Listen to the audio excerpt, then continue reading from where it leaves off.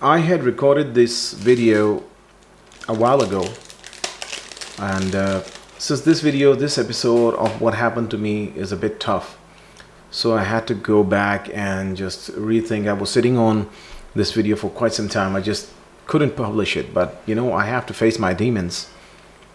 So here goes nothing. Basically what happened is that August of 2011, I had started my work at Bank of Montreal. It was going fine, and they were liking my work. I was getting paid good, getting paid almost more than $500 something a day. Not a week, more like a day.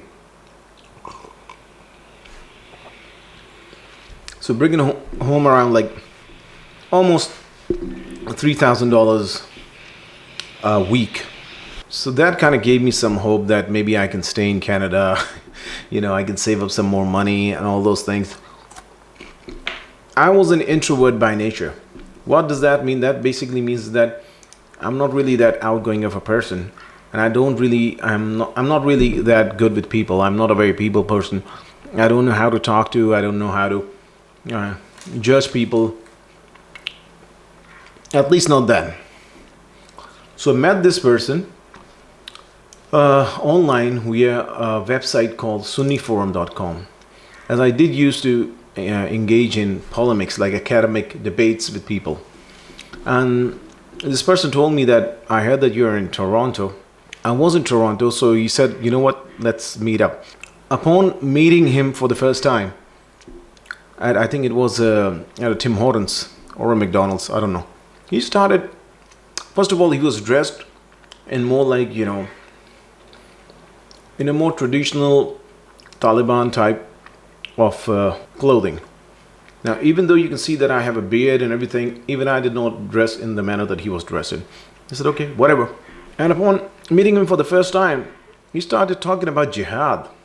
And one person who I was following a lot, Maulana Ilyas Ghumman, and that was strict in the strict academic sense.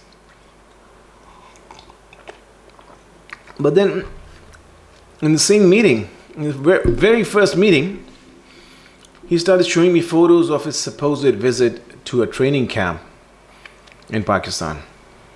I said, okay.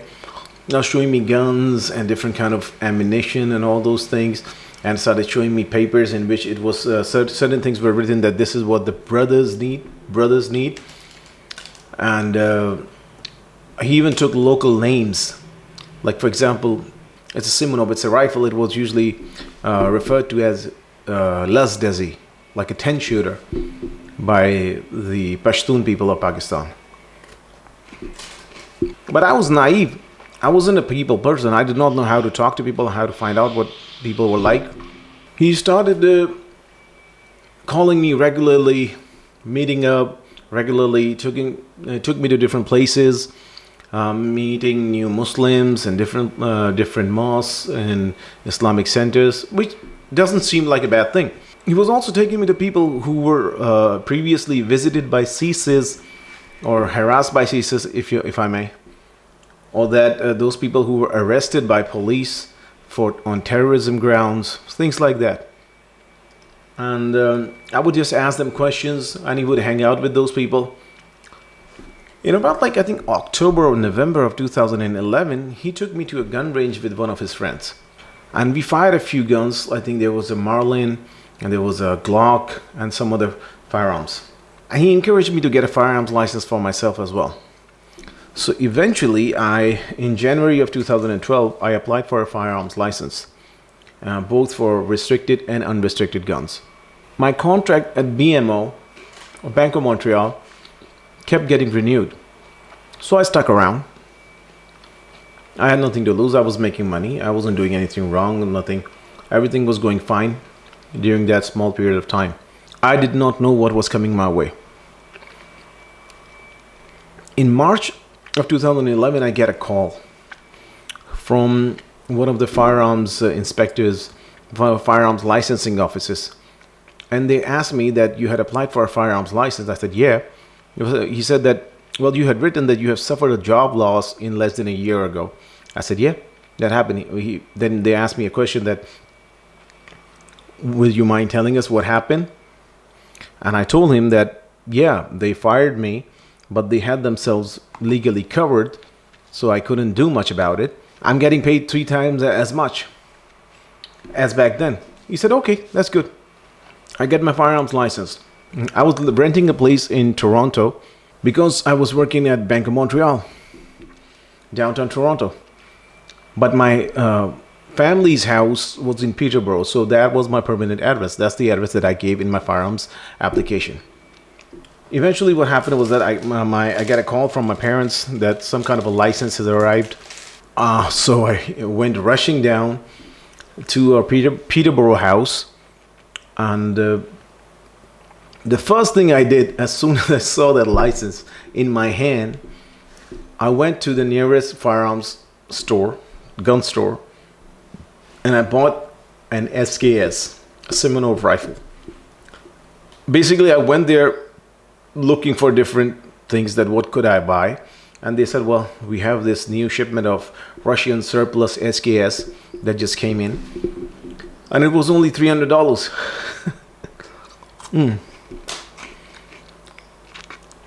Remember, I was making $500 a day, so $300 was too good of a deal for me to ignore, especially someone who had never actually owned a gun in Canada under his name before. Actually, I had never owned a gun before due to different reasons in Pakistan. There was political issues. I wasn't old enough and all those other issues that were going on back then. Anyway, I got my gun. What happens after that is that, so if you want to discharge your firearms, the proper way is to actually go to a gun club. They have different targets set up. You can shoot over there.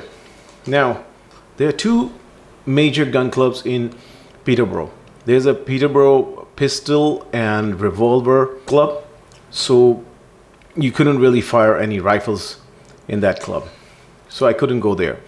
There's another club, and I called them and they told me that, yeah, we have some membership openings. So you should just come over and visit us and we have a chat, and then we can give you a membership form and all that stuff. If you ever happen to see that show called Better Call Saul, Saul visits a golf club, and they say we have a tour that we will be glad to give you a tour, and we'll be glad to give you a membership of our golf club. And as soon as some familiar guy notices him, he whispers something into the guy's ear, and the golf club guy comes to Saul and says, unfortunately, we have suspended memberships till further notice and we won't be able to give you any more tours. Well, guess what?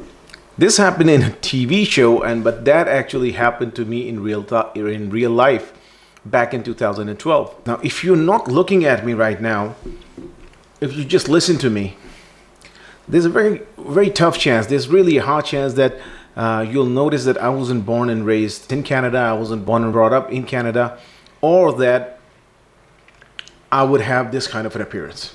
If you only talk to me over the phone, you won't be able to tell that. And that's exactly what happened. They didn't ask for my name, they didn't ask what I looked like, what was my background, but as soon as I started talking to them face to face, you said, yeah, unfortunately we have just suspended, we are at full capacity, so we're not taking any more gun club memberships. A few friends of mine who I had known got a gun club membership at that particular range, but they wouldn't give it to me.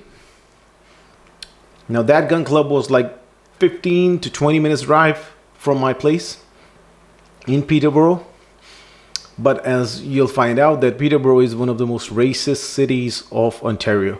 And it actually ranks one of the most racist cities of Ontario. We had no idea. We actually bought a place over there. So that went off the table.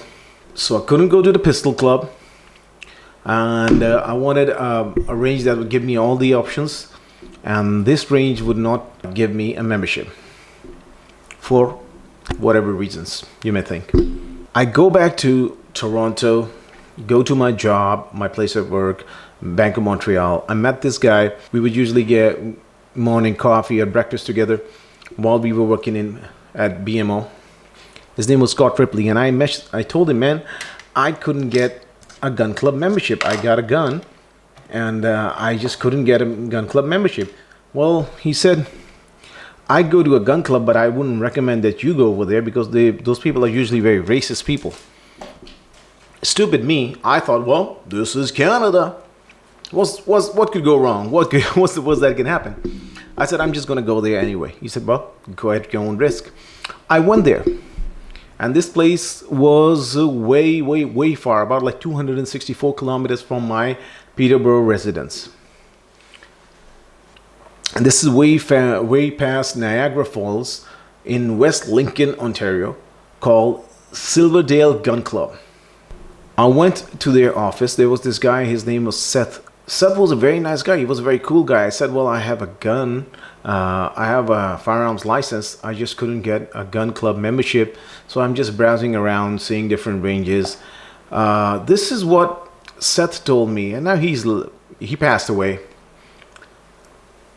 Well, there's this loophole that if you buy a gun, we have to give you a membership. Oh, I said, okay. He said, so what? If you buy a restricted firearm from us, we have to give you a membership, like a pistol. I said, cool. Well, Seth showed me a few guns. And I asked Seth, what do you need from me? He said, I need your firearms license.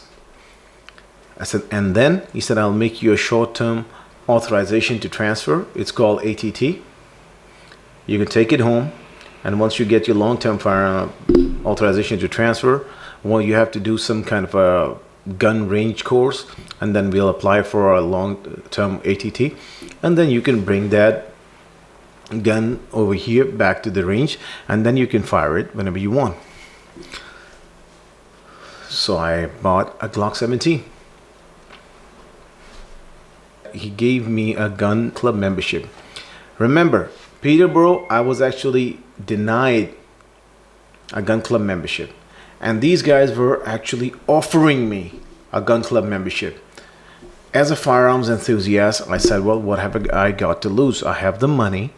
I also visit Toronto for work, so I can just travel another 120 kilometers. I was taking like expressway, so it wouldn't take that long, about an hour or so. And being just a single guy with nothing else to do on the weekends, I thought, well, what have I got to lose? So I just bought a Glock 17. So I had to do different kind of courses with these guys. And at the same time, I was visiting this, I was a member of this gun club at the same time. And then I was also participating in an online forum called Canadian Gun Nuts. I'm going to put the website down for you guys.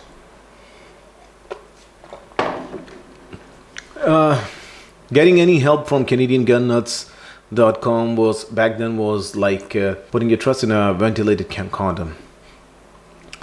They wouldn't help you out much, but you know, they would always just ridicule you for some reason or whatever.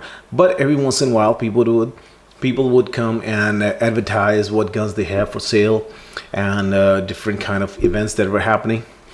So I would visit that forum and start asking questions, getting ridiculed, and also sometimes get good answers as well. I wasn't really that much into Facebook and other kind of social media.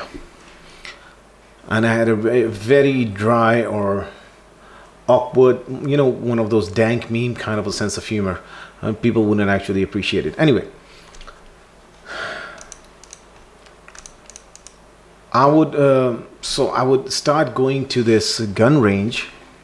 And this happened within the period of between May and June of 2012. In June, my contract was up to be renewed till July for about a month. But I get a call. From my recruiter, and they said that, well, there's about a couple of weeks left in your contract. But the guys at BMO, they don't want you to go there again. So they just want to terminate your contract from today. So you don't have to go there tomorrow. I had no idea. This happened on a Friday. They're going to pay me for 2 more weeks. but they just don't want me to go there, go to Bank of Montreal.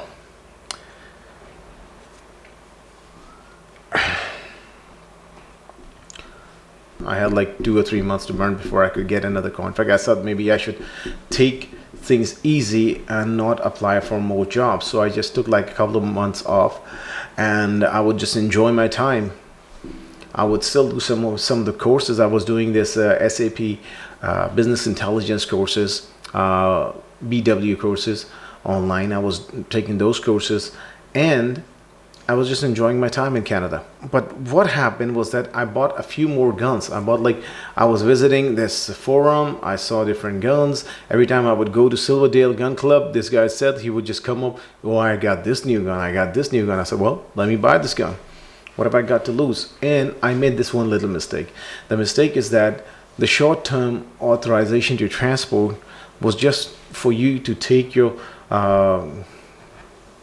restricted firearm, which is like a pistol, to your house. You cannot take it back, bring it to the range and fire. But I thought, well, it's just paperwork related stuff. I had no idea it was such a serious thing. But I did take to the range and I was firing my guns. While I was doing my safety courses and all those things, I was also firing my guns. And remember, it's not some kind of a secret thing. I would take my friends there, I would take my family members over there and just enjoy my time, because I didn't know that, because I had legally acquired my firearms. They were in the police database that I had acquired these firearms. So what was just a little piece of paper going to do? But it didn't matter, as I found out later on. I would take my family members over there. We would have fun.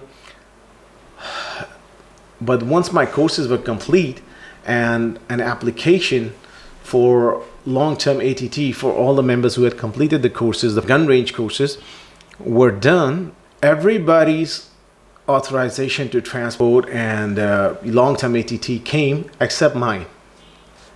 And at the same time, what happened was that as I was exiting my house, I started noticing different things. At one time, I turned around and I saw this guy with a camera taking my photo. And as soon as I looked, he ran into the bushes right next to my house, as you can see in the photos. And I was like, why is this guy following me around? Why is this guy taking my photo? I said, whatever. I put everything in and I would drive to the range and I would fire. And as I was driving, I started noticing a pattern. You know how you start noticing like one car following you at a distance of 1 or 2 cars consistently? When you're driving for 264 kilometers, you start noticing cars. An Acura, TL, or some other cars, and they were following me. Usually they would use like a 3-liter car, because I was driving a 2.4-liter Toyota Camry. So usually these guys would be in a 3.5-liter cars, so they could follow me and they could run away from me, whatever. I had no idea what these guys were, who these guys were. I started noticing that my BlackBerry getting heated and my battery was dying real fast. Like my BlackBerry battery would only last for like 4 or 5 hours. So I thought maybe my battery was going bad. So I bought like a couple extra batteries for my BlackBerry Curve 9300, I think. I had no idea what was going on, but I would constantly see data being transmitted. Before this iPhone and all these things, people were using BlackBerries, and BlackBerries had removable batteries. So sometimes my BlackBerry was too hot for me to hold and the battery would just drain like water. So as I was driving my car, my BlackBerry was so hot, so I would, with one hand, as I was driving my car, I would open the back cover of my BlackBerry, remove the battery, and leave it dead for it to rest. And as stupid I was like, why is this happening? Maybe my phone is bad.